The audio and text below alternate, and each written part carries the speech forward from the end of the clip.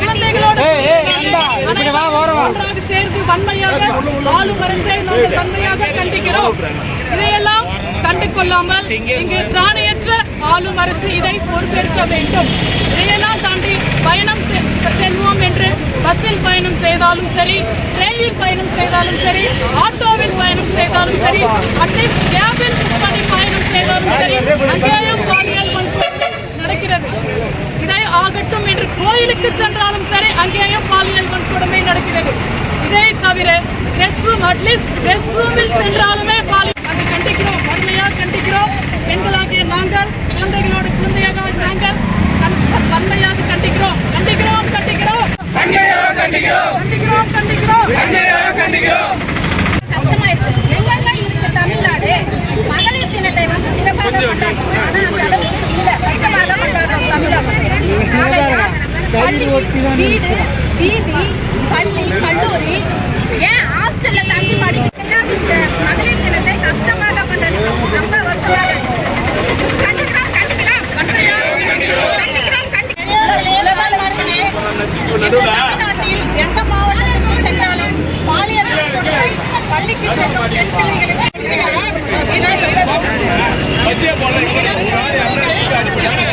அப்பா என்று அழைக்கிறது.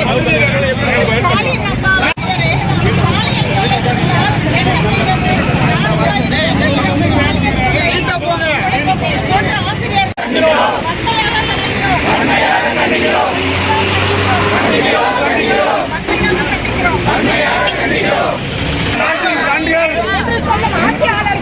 என்று சொல்லும் ஆட்சியாளர்களே, இந்த தமிழ்நாடு இருந்த மாநிலமாக இருக்கிறது. பெண்களுக்கு எதிரான இழிவுபடுத்தும் செயல்படுத்துவோரை புறக்கணிப்போம். பெண்கள் பாதுகாப்பை உறுதி செய். காத்திடு இளம் கலிகளை காத்திடு. இரக்கமில்லா மனித மிருகங்களுக்கு கடுமையான தண்டனை கொடு.